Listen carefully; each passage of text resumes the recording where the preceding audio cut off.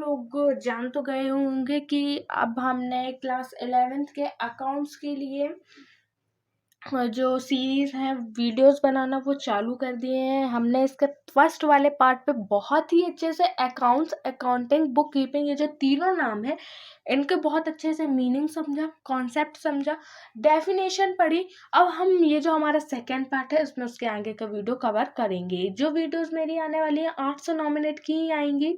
Mostly जो हो पाएगा 15 मिनट्स तक की होगी, ज़्यादा हम बड़ी वीडियो नहीं बनाएंगे ताकि आपको बोर ना लगे। और जब भी आप ये वीडियोस वगैरह देखते हैं ना तो एक पेन और कॉपी लेकर के बैठा करो। तो उसमें क्या होता है कि मैंने कुछ बोला, आप फट से नोट करें। क्या मैंने कुछ बोला और आपने फट से नोट करना है। जैसे ही आप नोट करते जाएंगे उसके बाद क्या करना, आपकी वीडियो खत्म हो गई मान लीजिए, तो वीडियो जैसे ही खत्म हो गई आपको क्या करना, आईज अपनी क्लोज करनी है। क्या करनी है? क्लोज करनी है। थोड़ा सा मेरी वीडियो को रिवाइंड में जाना है और देखना है कि हमने क्या क्या समझा वीडियो में। अगर वीडियो में कोई पॉइंट छूट गया है तो आप क्या करेंगे, वीडियो को पीछे ले जा करके उस पॉइंट को अच्छे से देख लेंगे। अब हम यहाँ पे देखेंगे कि सिस्टम्स ऑफ अकाउंटिंग, जो अकाउंटिंग है वो हमें किस किस सिस्टम पे बनाना है। मतलब इंडियन जो सिस्टम है उस पे हमें अकाउंट्स किस किस सिस्टम पे बनाते हैं, कौन कौन से अकाउंट्स बनाने रहते हैं वो हमें यहाँ देखेंगे। Cash system, cash system of accounting is used in those concern where only cash transaction take place and object of concern is not to make profit।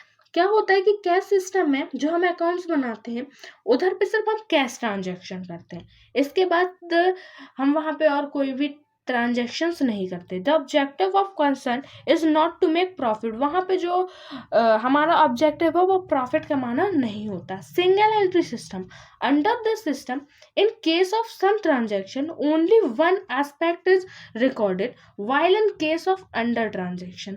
यहाँ पे क्या होता है कि हम सिंगल एंट्री सिस्टम में उधार वाला जो कॉलम है, मीन्स जैसे हम जो कैश सिस्टम बनाएंगे उसमें पार्टिकुलर अमाउंट होगा, लेकिन यहाँ पे कैश का या बैंक का कॉलम जुड़ जाता है। इसी के साथ आता है हमारा double entry system. Under this system, both debit and credit aspect of transaction are recorded according to prescribed rule। यहाँ पे क्या होता है, डिस्काउंट का भी कॉलम जो है वो जुड़ जाता है। यहाँ पे क्या हुआ, particular amount. Single entry system में क्या हुआ, बैंक का कॉलम जुड़ गया। डबल एंट्री सिस्टम में क्या हुआ, डिस्काउंट का कॉलम जुड़ गया। तो जो डबल एंट्री सिस्टम वो सबसे अच्छा सिस्टम है कि किसने पैसा दिया, किसने बैंक में दिया, हमने उसको कितना डिस्काउंट दिया, ये सब चीज़ें हम वहाँ पे नोट कर सकते हैं। Indian system of accounting long बहिस are used under this system, recorded in these बहिस are made in Indian language like Hindi और मुरिया। This system is also based on double entry system. जो इंडियन सिस्टम है वो भी डबल एंट्री सिस्टम ही जैसा होता है। अब हम जान लेते हैं इसका थोड़ा सा स्ट्रक्चर। यहाँ पे देखिए ये फर्स्ट ईयर की बुक है, इसमें बहुत ही अच्छे से ये सारी चीज़ें समझाई गई थी तो मैंने इसी को यूज़ कर लिया है। अब हम देखते हैं कि सबसे पहले हम ट्रांजैक्शंस वगैरह कैसे करते हैं। ट्रांजैक्शन मेमोरेंडम बुक्स, मतलब हमारे जो मेमोरेंडम मीन्स क्या, मेमोरी। मेमोरी कैसे, जो हम डायरिया वगैरह बनाते हैं ना, हमने ऐसे ही नोट कर लिया। अब हम जब अकाउंट्स बनाएंगे, हम तो अकाउंट जब बनाएंगे तब हम उन डायरियों का यूज़ करेंगे। जब तो जानेंगे ना भाई कि हमने किसको कितना का उधार दिया, क्या पैसे हमको चार्ज करने हैं। इसके बाद हम क्या करेंगे, जनरल एंट्री। अब हमारे पास जो मेमोरेंडम, अब वहाँ पे हम देखेंगे कि कौन सा अकाउंट डेबिट कौन सा क्रेडिट। पैसा आया तो डेबिट, गया तो क्रेडिट। ये रूल मैंने क्लास 12th में बताया था। इसी रूल पे मैं एक नोट्स वाली वीडियो बनाने वाली हूँ जिसमें मैं आपको सारे नोट्स प्रोवाइड करवा दूंगी, ठीक है ना। परेशान आपको बिल्कुल नहीं होना, टेंशन बिल्कुल नहीं लेना, वीडियोस देखते रहो, आराम से 90 आएंगे, ठीक है ना।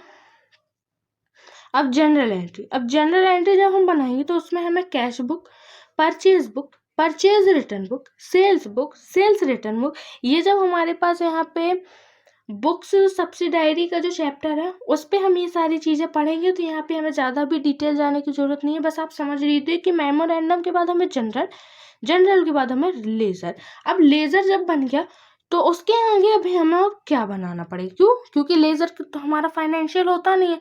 फाइनेंशियल क्या होता है हमारा? ट्रेडिंग है, प्रॉफिट एंड लॉस अकाउंट, जिसमें हमें ट्रेडिंग भी बनाना पड़े, प्रॉफिट एंड लॉस भी बनाना पड़े, उसमें हमें सारे फाइनल स्टेटमेंट बनाने पड़े, बैलेंस शीट बनाने पड़े, तब जाके हमारी जो फाइनेंशियल स्टेटमेंट है वो कंप्लीट होता है। इसके बाद हमने बनाया trial balance, profit and loss account. उसके पहले हमने जो प्रोडक्शन हुआ जहाँ पे, वहाँ पे बनाते हैं ट्रेडिंग अकाउंट। ट्रेडिंग में क्या होता है, जितने भी प्रोडक्शन से जुड़े खर्चे वगैरह होता है वो सब हम यहाँ पे लेते हैं। उसके बाद जब वो रिटेलर के पास आ जाता है, जो उसको बेचेगा, जो सेल करेगा, वो क्या बनाएगा? Profit and loss.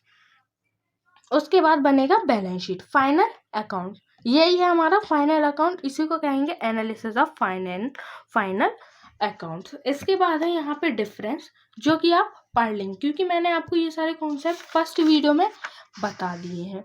इसके बाद ये देख लीजिए, ये साइकिल भी दी हुई है आपको एक। क्या है? सबसे पहले हमने बनाया ट्रांजैक्शंस लिए, जनरल लिया, जनरल के बाद लेजर बनाया, लेजर के बाद ट्रायल बैलेंस, फिर trading account, profit account, balance sheet, इसी को हम कह देंगे। अगर हमारे पास ओपनिंग बैलेंस शीट नहीं थी, ओपनिंग बैलेंस शीट हम तब बनाते जब हमारे पास कैपिटल नहीं दी होती है। तो अगर हमारे पास जो कैपिटल है ओपनिंग वो नहीं दी है, तो हम क्या बनाना पड़ता है? हमें ओपनिंग बैलेंस शीट या ओल्ड बैलेंस शीट बनानी पड़ती है। आप इस डायग्राम को अच्छे से याद कर लीजिए। अगर आपको वहाँ पे पूछ लिया गया प्रोसेस ऑफ अकाउंटिंग या हम अकाउंट्स कैसे बनाते हैं, हम फाइनेंशियल अकाउंट तक कैसे पहुंच सकते हैं, तो आप ये बना दीजिए, फुल मार्क्स मिलने वाले हैं। बिल्कुल घबराना नहीं, आपको ये बना के आ जाना, फुल मार्क्स आपके पक्के। इसके बाद कुछ लिमिटेशंस हैं जो कि आप बहुत ही अच्छे से पढ़ लेंगे। No record of non mandatory transaction, मतलब जैसे वो होता है ना बार्टर सिस्टम, हमने गेहूं लिया उसके बदले चावल ले ली, तो ये सारी चीजें हमको यहाँ पे नहीं लिखना है। लीगल रिस्ट्रिक्शन बोले तो जो हम गैम्बलिंग वगैरह करते हैं ना, मीन्स जो पत्ते वगैरह खेलते हैं, जो जुआ खेलते हैं, वो सारी चीजें, मतलब उनके लिए हमें कोई अकाउंट यहाँ पे ऐसा नहीं बनाना है, हमें लीगल ही चीजें बनानी है। No record of changing price level, यहाँ पे जैसे ही प्राइस जो चेंज होता है, देखते हैं पढ़ते हैं क्या लिखा है। Cost concept is adopted in accounting, changing price are not considered, this is a very strong limitation of accounting. यहाँ पे हमको जैसे ही प्राइस चेंज होगा तो वो नहीं लिखना है। No record of immaterial information, हमें यहाँ पे कोई भी फालतू की इंफॉर्मेशन नहीं लिखनी है। No record of prospective profit, यहाँ पे जितना प्रॉफिट आपको मिल रहा है वही लिखना है, ज़्यादा नहीं बता देना। ऐसा ना हो कि आपका प्रॉफिट 2 रुपये और आप गवर्नमेंट को 1 रुपये बता रहे हैं, या कुछ कंपनियां अपने गुडविल को बढ़ाने के चक्कर में उसको 5 रुपये बता रही है। लेकिन कुछ कंपनियां क्या है, उनका प्रॉफिट तो 10 रुपये है, लेकिन उसको टैक्स ना देना पड़े, जिसके कारण वो उस प्रॉफिट को 5 रुपये बताती है। इसी के बाद हम देख लेते हैं ये यूजर्स ऑफ अकाउंटिंग इंफॉर्मेशन। क्या होता है इंटरनल यूजर? इंटरनल यूजर कौन कौन होते हैं? प्रोप्राइटर, मैनेजमेंट और एम्प्लॉय। मतलब जो प्रोड्यूस कर रहे हैं, जो फर्म है, उधर पे क्या होगा, एक ओनर होगा, उसने अपॉइंट किया होगा एक मैनेजर, मैनेजर ने अपॉइंट किया होगा लेबर्स, एम्प्लॉयज, जो कि उसका प्रोडक्शन करेंगे, तो वो क्या होते हैं इंटरनल यूजर। अब एक्सटर्नल में क्या आते हैं? इन्वेस्टर्स, जिन जो शेयर्स वगैरह हम लेते हैं, जो डिबेंचर्स हम लेते हैं, जो बैंक का लोन लेते हैं, तो वो क्या हो जाएगा एक्सटर्नल यूजर्स। क्रेडिट मैंने बता दिया, गवर्नमेंट के through, consumer, foreigners, research scholar, other person. मतलब कंज्यूमर कौन? हम जैसे लोग। अब हम जाके ये तो करेंगे नहीं कि भैया प्रोड्यूस करें, नहीं, अब हम हर चीज़ तो प्रोड्यूस कर नहीं सकते। अब हम जो प्रोड्यूस कर सकते हैं वो हम कह सकते हैं कि हाँ हम यहाँ पे काम कर रहे हैं, हम इसको प्रोड्यूस कर रहे हैं, लेकिन ऐसा तो है नहीं कि आप सब कुछ प्रोड्यूस कर लो। आप कहीं ना कहीं किसी ना किसी सिचुएशन में क्या बनेंगे? कंज्यूमर बनेंगे ही। तो जो कंज्यूमर होता है वो सबसे मेन इसका अकाउंटिंग का यूजर होता है। क्यों? क्योंकि अगर कंज्यूमर जो है वो कंज्यूम नहीं करेगा गुड्स को, तो जो प्रोड्यूसर है वो प्रोड्यूस नहीं करेगा। अगर वो प्रोड्यूस नहीं करेगा तो जो एम्प्लॉयज है उसको एम्प्लॉयज़ है जो उनको एम्प्लॉयमेंट नहीं मिलेगा।